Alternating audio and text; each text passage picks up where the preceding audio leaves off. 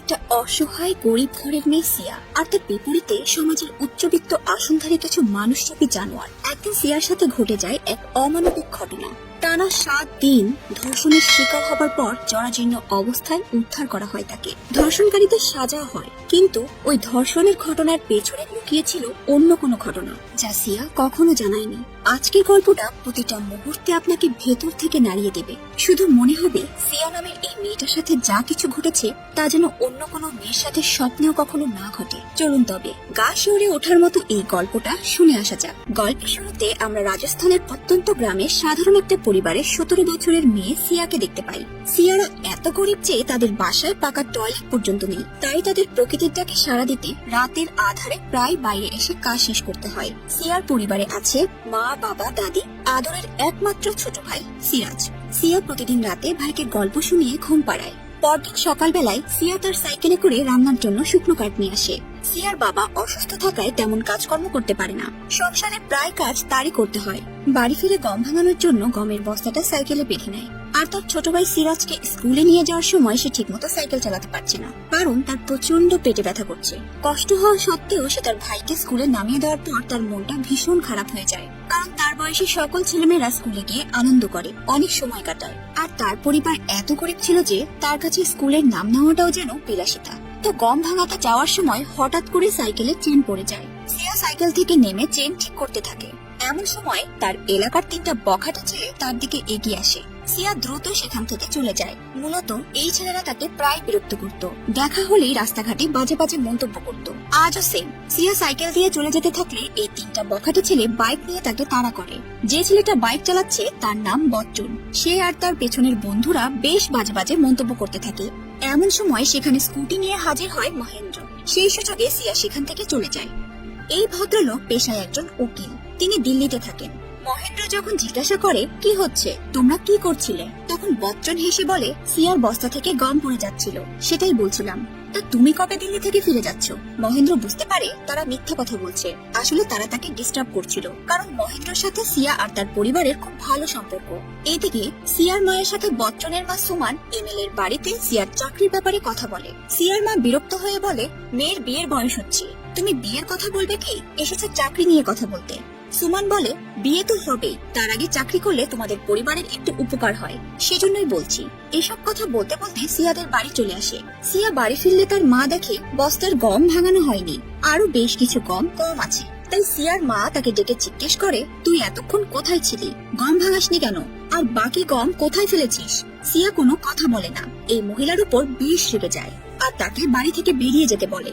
মেয়ের এমন অভদ্রতা দেখে সিয়ার মা তাকে চড় মারে। তবুও সিয়া আবারও তাকে বাড়ি থেকে বেরিয়ে যেতে বলে। তো ওই দিন রাতে সিয়া স্বাভাবিকভাবেই তার ভাইয়ের সাথে ঘুমিয়ে পড়ে। সকাল হতেই সে কাউকে কিছু না জানিয়ে মহেন্দ্রর বাড়ি আসে আর তাকে বলে, দাদা, আমি দিল্লিতে চাচার বাড়ি যাব, আপনি আমার দিল্লি যাবার সব ব্যবস্থা করে দেন, আমার এখানে কোনো কিছু ভালো লাগছে না। মহেন্দ্র সিয়ার এসব অদ্ভুত কথা শুনে বলে, কি হয়েছে, আমাকে খুলে বলো, চাচিকে কিছু বলতে চাও? আমাকে বলো, আমি বলে দেব। আমি কিছুদিন পর দিল্লি যাব, তুমি ওখানে গিয়ে কি করবে? ওখানে চাকরি করতে চাও? আমাকে বলো, আমি একটা ব্যবস্থা করে দেব।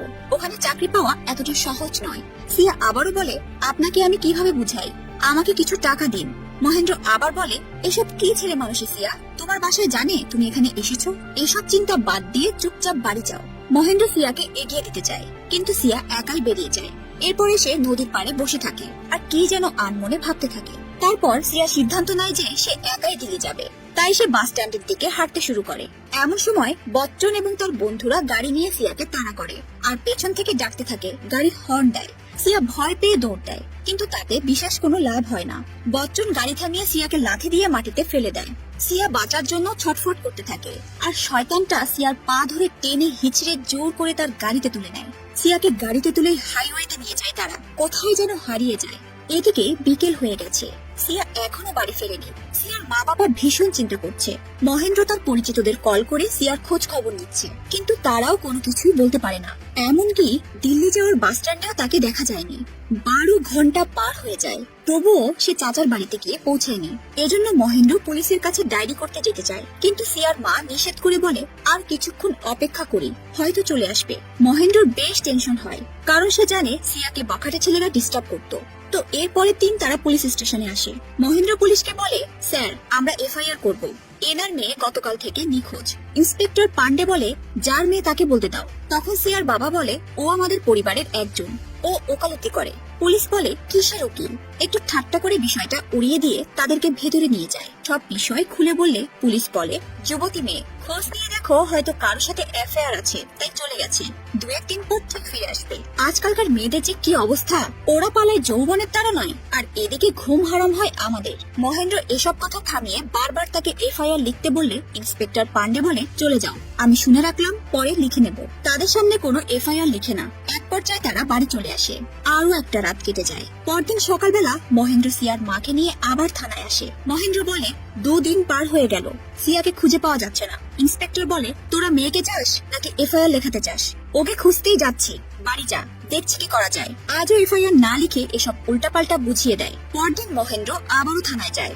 গিয়ে দেখে ইন্সপেক্টর পান্ডে ভীষণ রেগে আছে। থানার ভেতরে 2জন আসামিকে উত্তম মাধ্যম দিচ্ছে। এটা দেখে মহেন্দ্র ভয় পেয়ে কোনো কিছু বলে না, সেখান থেকে চলে আসে। দিন যাচ্ছে, রাত যাচ্ছে, সিয়াকে পাওয়া যাচ্ছে না। আর পুলিশ কোনো পদক্ষেপ দিচ্ছে না। এজন্য মহেন্দ্র এই ঘটনা লিখে ফেসবুকে একটা স্ট্যাটাস দেয়। পরের দিন সকালেই এখানকার স্থানীয় এক সাংবাদিক এসে মহেন্দ্রর সাথে কথা বলে, এই ঘটনার বিস্তারিত জেনে নেয়, আর তাদের সংবাদ পত্রিকার একটা কলামে এই ঘটনা প্রকাশ করে। পরের দিন সকালে এমএলএর চোখে নিউজটা পড়লে সে তার ভাই বিধায়ককে ডেকে বলে, এসব কি, এত বড় একটা ঘটনা ঘটে গেল আর তোমরা কিছু জানো না? সামনে নির্বাচন, আমি কোনো প্রকার ঝামেলা চাই না। এবং অফিসার পান্ডেকে ফোন করে ডেকে 48 ঘন্টার মধ্যে এই মেয়েকে খুঁজে বের করার নির্দেশ দেয়। পরের দিন পুলিশ পুরো ফোর্স নিয়ে বেরিয়ে পড়ে আর একটা পুরাতন বাড়ি ঘিরে ফেলে। বাড়ির ভিতরে গিয়ে 4 জনকে অ্যারেস্ট করে। এদিকে বচ্চন পুলিশকে দেখে জানালা দিয়ে লাফ দিয়ে কাদা পানিতে পড়ে পালানোর চেষ্টা করে, কিন্তু তাতে বিশেষ কোনো লাভ হয় না। পুলিশ তাকে ধরে ফেলে। বচ্চন তখন পুলিশকে বলে, স্যার আপনি তো জানেন আমি বিধায়কের হয়ে কাজ করি। পুলিশ তার এই কথা শুনে ঠাঠিয়ে একটা চড় মেরে গাড়িতে তুলে নেয়। সেখানে তারা সিয়াকেও পায়। ইন্সপেক্টর পান্ডে মহিলা কনস্টেবলকে বলে সিয়াকে তার ডেস্কে রাখা কিছু সাদা পেপারে তার টিপসই নিয়ে নিতে, এবং পান্ডের কথা মতো 2জন মহিলা কনস্টেবলও তাই করে, এবং সিয়াকে নিয়ে গিয়ে সাবান শ্যাম্পু দিয়ে খুব সুন্দরভাবে গোসল করায়। সিয়ার অন্য পোশাক বদলে দেয়। তখন একজন মহিলা কনস্টেবল তার মাথা আঁচিয়ে দেয় আর খাবারেরও ব্যবস্থা করে দেয়। সিয়াকে খাবার খাইয়ে পরদিন সকালবেলায় সিয়াকে মেডিকেল চেক আপ করার জন্য হসপিটালে নিয়ে যায়। ডক্টর ইন্সপেক্টরের কথা মতো মেডিকেল রিপোর্ট তৈরি করে, আর এরপর সিয়াকে কোর্টে হাজির করা হয়। ম্যাজিস্ট্রেট সিয়াকে দেখে বলে, পুরো গোসল টোসল করিয়ে পরিপাটি করিয়ে সাজিয়ে নিয়ে এসেছেন, নিয়মের তোয়াক্কা আপনারা করেন না। মেডিকেল রাতে না করিয়ে সকালে কেন করিয়েছেন? তা জানতে চাইলে পান্ডে বলে, ম্যাডাম পৌঁছাতে অনেক রাত হয়ে গিয়েছিল, যার কারণে সকালে মেডিকেল করিয়েছি। ম্যাজিস্ট্রেট আবারও বলে, কখন উদ্ধার করেছেন, সেখানে কয়দিন ছিল? অফিসার পান্ডে এগুলোর কোনো কিছুই ঠিকঠাক উত্তর দিতে পারে না। তখনই ম্যাজিস্ট্রেট বুঝতে পারে ইনভেস্টিগেট ভালোভাবে হয়নি, কোথাও কোনো ঘাপলা আছে, তাই সিয়াকে সামনে হাজির করতে বলে। এরপর ম্যাজিস্ট্রেট সিয়াকে বলে, তুমি কিছু খেয়েছো? স্টেটমেন্ট দিতে পারবে? সিয়া বেশ কিছুক্ষণ চুপচাপ করে বসে থাকে। তারপর বলে, 9 ফেব্রুয়ারি দিল্লি যাওয়ার জন্য বাস স্ট্যান্ডে যাচ্ছিলাম, তখন বচ্চনরা আমাকে জোর করে গাড়িতে তুলে নেয়। গাড়িতে তুলে নিয়ে আমাকে প্রচন্ড মারধর করে, আমার জামা কাপড় খুলে নেয়, আর তারপর আমি আর কিছুই জানি না, অজ্ঞান হয়ে যাই। জ্ঞান ফিরলেই দেখতে পাই কোনো একটা ঘরে আমার 2 হাত শিকল দিয়ে বেঁধে উলঙ্গ করে রেখে দিয়েছে। আমি ব্যথায় অনেক চিৎকার চেঁচামেচি করতে থাকি, হাতে শিকল খোলার চেষ্টা করি কিন্তু পারি না।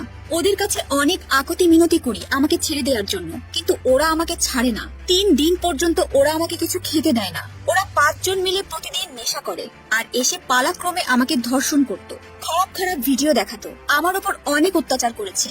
আমি সবাইকে চিনি না, কখনো দেখিও নি। এভাবেই 1 সপ্তাহ পর্যন্ত এমন ভাবে চলেছে। ওরা আমাকে মেরে ফেলার হুমকি দিত, আমার ভাইকে মেরে ফেলার হুমকি দিত। আমার মনে হতো আমি আর বাঁচবো না। সিয়ার সব কথা শুনে ম্যাজিস্ট্রেট ভীষণ অবাক হয়ে যায়। মানুষ কতটা নরপশু হলে এমন হিংস্র হতে পারে। সিয়া আবারও বলে, ওরা আমাকে বেঁধে রাখতো, ওই ঘরেই আমি বাথরুম করতাম। ওদের ভেতর থেকে একটা ছেলে এসে সেটা পরিষ্কার করে ফেলতো। মাঝে মাঝে আমি প্রস্রাব করতে গেলে শুধু রক্ত বের হতো। সিয়ার মুখে এমন নির্মম অত্যাচারের কথা শুনে ম্যাজিস্ট্রেট সহ মহিলা কনস্টেবলদেরও গলা শুকিয়ে যায়। সিয়া কান্নায় ভেঙে পড়ে আর ম্যাজিস্ট্রেটের কাছে অনুরোধ করে, আমাকে আমার বাবা মার কাছে ফিরিয়ে দেন। তো এরপর ম্যাজিস্ট্রেট আসামিদের থানায় রেখে ইনভেস্টিগেট করার নির্দেশনা দেন আর সিয়াকে তার বাড়ির মানুষের কাছে ফিরিয়ে দেয়। সিয়া তার বাড়ির সবাইকে দেখে জড়িয়ে কান্না করতে থাকে। সবাই তাকে স্বাভাবিক জীবনে ফেরাতে চাইলেও সে কোনোভাবেই আর স্বাভাবিক হতে পারে না। তার মুখ থেকে হাসি নামের বস্তুটাই পুরোপুরি উঠে গেছে। এদিকে ইন্সপেক্টর পান্ডে বিধায়ককে ফোন করে বলে, চিন্তা করবেন না, আপনি যেভাবে বলেছেন সমস্তটাই সেইভাবেই হচ্ছে। অন্যদিকে মহেন্দ্র দিল্লি ফিরে এসে তার কাজে ব্যস্ত হয়ে গেছে। তো যাই হোক, একদিন সিয়া রাতে তার মাকে বলে, আমার এখন কোনো কিছুই ভালো লাগে না, আমি চাচির কাছে দিল্লি যেতে চাই। পরদিন সকালে তার চাচার সাথে দিল্লি আসার সময় গাড়িতে তার গ্রামের ভাইয়ের সাথে কিছু হাসি খুশি মজার দিনগুলোর কথা মনে পড়তে থাকে। তার চাচার বাড়িতে এসে চাচিকে বলে, চাচি আমি তোমার সাথে এখানে থাকতে এসেছি। পরের দিন সকালে সিয়ার জন্য ওর চাচি কিছু ড্রেস কিনে নিয়ে আসে। বাইরে এসে ওর চাচা আর বাবা আলোচনা করে, মান সম্মানের তো আর কোনো কিছু বাকি নেই, এবার মেয়ের বিয়ে কি করে দিবে।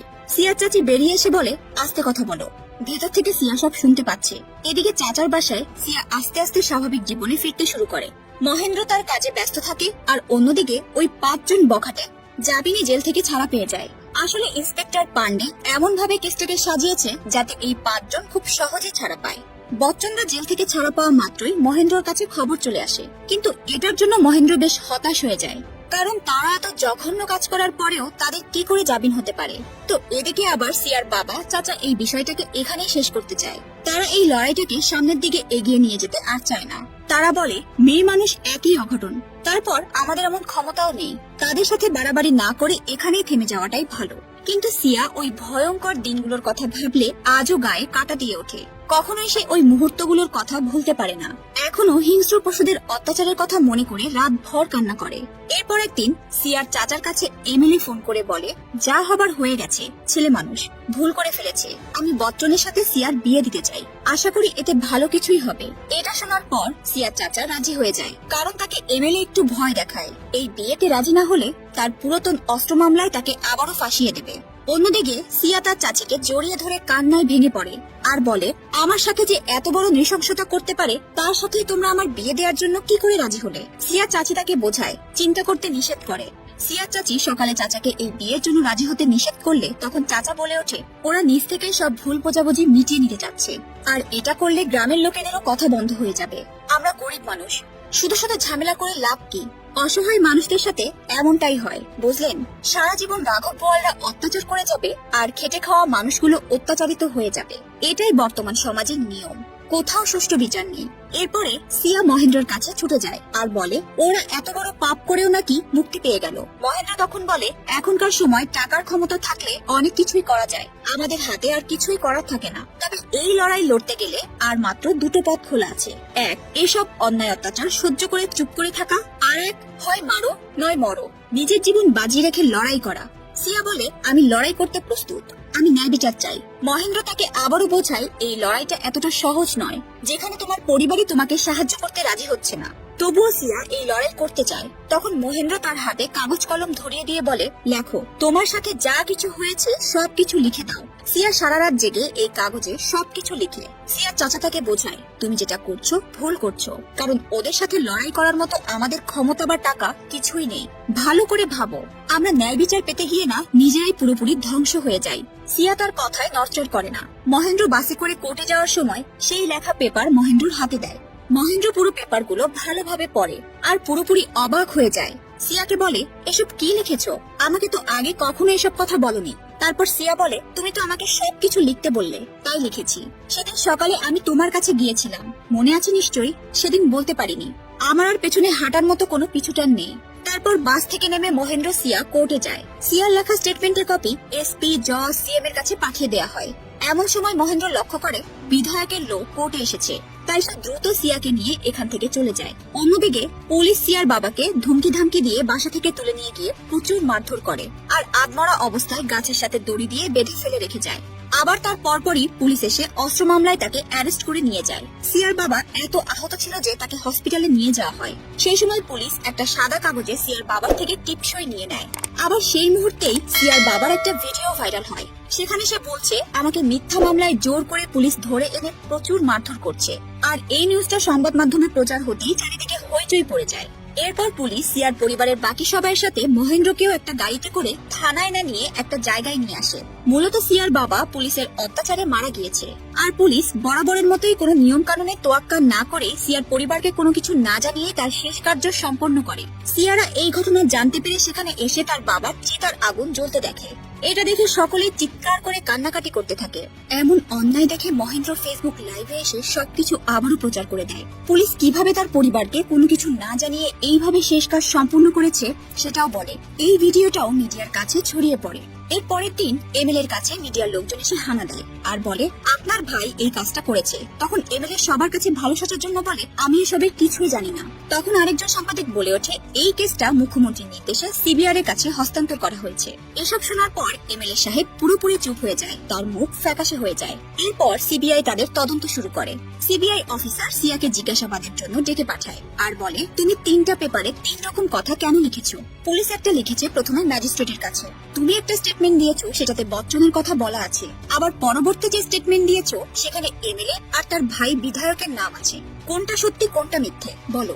ঘটনাটি বুঝিয়ে বলি। সেদিন নতুন যে স্টেটমেন্ট লিখে বাসের ভেতরে মহেন্দ্রকে দিয়েছিল আর মহেন্দ্র অবাক হয়ে গিয়েছিল, এই কথা আগে কখনো মহেন্দ্রকে বলেনি। সেই স্টেটমেন্টেই লেখা আছে এমএলএ ও তার ভাই বিধায়কের কথা। সিয়া ভয় পেয়ে সিবিআই এর কোনো প্রশ্নের উত্তর না দিয়ে দৌড়ে এসে বাইরে তার মাকে জড়িয়ে ধরে কান্না শুরু করে। তখন মহেন্দ্র বাকি সবাইকে বুঝিয়ে আবারও তাকে ভেতরে পাঠায়। এবার সিয়ার মাও ভেতরে এসে বসেছে যাতে সে সাহস পায়। এদিকে ইন্সপেক্টর পান্ডের টিমকে সাসপেন্ড করে রাখা হয়। এরপর সিয়া সিবিআই এর সকল প্রশ্নের উত্তর দেয়। বলে ফেব্রুয়ারি 4 তারিখ রাত 9টায় এমএলএ চাকরি দেওয়ার কথা বলে আমাকে তার বাড়িতে ডেকে নেয়। বচ্চনের মা সুমান আমাকে এমএলএ রুমে পাঠায়। আমি জিজ্ঞাসা করেছিলাম আমাকে এত রাতে কেন ডেকেছে। তখন সুমান বলে এমএলএ দিনে ব্যস্ত থাকে তাই রাতে তোকে আসতে বলেছে। আর চিন্তা করিস না, চাকরির একটা ব্যবস্থা হয়ে যাবে। আর তখন এমএলএ আমাকে ধর্ষণ করে। এই জন্যই সিয়া সুমানকে ওই দিন বাড়িতে দেখে রেগে গিয়ে বের হয়ে যেতে বলেছিল। আর ওই যে ওর ভাইকে স্কুলে দিতে গিয়ে যে পেটে ব্যথা করছিল তাও ওই এমএলএ ধর্ষণ করার জন্যই। তাই তার মন খারাপও ছিল, কারণ সে কাউকে কোনো কিছু বলতে পারছিল না। চাকরির জন্য মা বাবাকে না জানিয়ে এমএলএ এর সাথে কথা বলতে গেছিল, কিন্তু তার সাথে এমন ভয়ঙ্কর পরিণতি হবে সে কখনো কল্পনাও করেনি। এমনকি সিয়াকে পুলিশ উদ্ধার করার পর যে মহিলা পুলিশ কনস্টেবল সিয়ার মাথা আছড়িয়ে দিচ্ছিল সে তাকে হুমকি দিয়ে বলে এমএলএ এর জন্য তুই আজ জীবন ফিরে পেলি, তার নাম কোথাও নিবি না, এমনকি পরিবারকেও এমএলএ এর নাম বলা যাবে না। তো যাই হোক, সিয়ার মুখে সিবিআই এসব কথা শুনে নিস্তব্ধ হয়ে যায় আর মহেন্দ্রকে বলে তুমি একজন উকিল মানুষ, এফআইআরটা ভালোভাবে করতে। তখন মহেন্দ্র বলে স্যার, যেখানে আমাদের জুতো খুলে থানার ভেতরে যেতে হয়, আমাদের পেশা নিয়ে হাসি তামাশা করে, সেখানে আমাদের ন্যায় বিচারের জন্য এফআইআর লিখবে। এরপর নদীতে সিয়ার বাবার অস্থি বিসর্জন দেয়া হয়। ঠিক সেই সময় মহেন্দ্র সিয়ার উপর বিধায়কের লোকজন এলোপাথারি গুলি ছুটতে থাকে। মহেন্দ্র সিয়া আর তার ভাইকে নিয়ে কোনো মতে একটা নৌকায় উঠে পালিয়ে যায়। এখানে তাদের প্রাণের ভয় আছে, তাই মহেন্দ্র তার মাকে জামা কাপড় গুছিয়ে নিয়ে তার মামার বাড়িতে চলে যেতে বলে। যেতে রাজি না হলে সে তার মাকে অনেক বুঝিয়ে শুনিয়ে পাঠিয়ে দেয়। পুলিশ বচ্চনদের আবারও অ্যারেস্ট করে নিয়ে আসে। অন্যদিকে এমএলএ মহেন্দ্রকে কল করে প্রাণে মেরে ফেলার হুমকি দেয়। মহেন্দ্র এই সমস্ত কল রেকর্ড করে সিবিআই এর হাতে তুলে দেয়। আবার সিয়ার চাচাকে পুলিশ পুরাতন অস্ত্র মামলায় গ্রেফতার করে নেয়। এদিকে এমএলএ সিবিআই অফিসে স্টেটমেন্ট দিতে এসে জনগণের উদ্দেশ্যে বড় বড় ভাষণ দিচ্ছে। আমিও চাই সুষ্ঠু বিচার হোক, অপরাধীরা শাস্তি পাক, আমাদের সকলের উচিত আইনকে সাহায্য করা। আর তার এই ভাষণে জনগণ তার জয়গান করছে। এমএলএ আটঘাট বেঁধে সিবিআই অফিসে এসেছিল তার উকিল নিয়ে, কিন্তু তেমন কোনো লাভ হয়নি। সিবিআই অফিসার আগে থেকেই তার 14 দিনের রিমান্ড মঞ্জুর করে রেখেছে। এরপর এমএলএ এর উকিল থানা থেকে চলে যায় আর এমএলএ পুলিশের অতিথি হয়েই রয়ে যায়। আর এর জন্যই এমএলএ এর লোকজন ওই দিন রাতে মহেন্দ্রর বাড়িতে আগুন ধরিয়ে সবকিছু পুড়িয়ে দেয়। ন্যায় বিচার পেতে মহেন্দ্র তাদেরকে সাহায্য করায় তাকে সর্বশান্ত হতে হয়। এর পরের দিন সিবিআই অফিসার আবারও সিয়ার বাড়িতে আসে আর সেদিন যেখানে এমএলএ কে ধর্ষণ করেছিল সেখানে নিয়ে যেতে বলে। সিয়া তাদেরকে নিয়ে যায় এবং ডিএনএ ম্যাচ করার জন্য সেখান থেকে বেশ কিছু স্যাম্পল নিয়ে আসে। তারপরের দিন মহেন্দ্র একটা গাড়ির ব্যবস্থা করে সিয়াদের পরিবারকে দিল্লি পাঠিয়ে দেয়। তখন গাড়িতে সিয়ার চাচি কাঁদতে কাঁদতে বলে হয়তো আমাদের আর কারোর বাঁচা হবে না, সিয়ার চাচাকেও হয়তো মেরে ফেলবে। মহেন্দ্র তাদের সান্ত্বনা দিয়ে বলে এত সহজে ভেঙে পড়বেন না, আমরা ন্যায় বিচার পাবো, ভরসা রাখুন। তখন সিয়া বলে এমন ন্যায় পেয়ে লাভ কি, যদি সেই ন্যায় পাওয়ার জন্য আমরা সবাই বেঁচেই না থাকি, আমাদের জীবন দিতে হয়। সেই মুহূর্তেই একটা চলন্ত ট্রাক এসে ধাক্কা দেয়। সিয়াদের গাড়ি উল্টে পড়ে গিয়ে পুরোপুরি বিধ্বস্ত হয়ে যায়। ঘটনাস্থলে মহেন্দ্র, সিয়ার চাচি, সিয়ার মা মারা যায়। সিয়াকে গুরুতর আহত অবস্থায় হসপিটালে নেওয়া হয়, কিন্তু সিয়া আর বেঁচে থাকার মতো বেঁচে নেই। আইসিইউতে শুধুমাত্র তার নিথর দেহটাই জীবিত পড়ে আছে, তার কথা বলার শক্তি পর্যন্ত নেই। সিয়ার ভাই তাকে দেখতে এসেছে আর বাইরে দাদি অপেক্ষা করছে। অন্যদিকে সিবিআই এখন পর্যন্ত তাদের তদন্ত চালিয়ে যাচ্ছে। নিজের জন্য ন্যায় বিচার চাওয়াটাই তার জীবনের কাল হয়ে দাঁড়ায়। আজকে আপনাদের গল্পটা কেমন লেগেছে অবশ্যই কমেন্ট বক্সে জানাবেন, আর যাকে তাকে বিশ্বাস করবেন না। তো আবারও ফিরবো নতুন কোনো মুভির এক্সপ্লেনেশন নিয়ে। ততক্ষণ পর্যন্ত ভালো থাকবেন। আল্লাহ হাফেজ।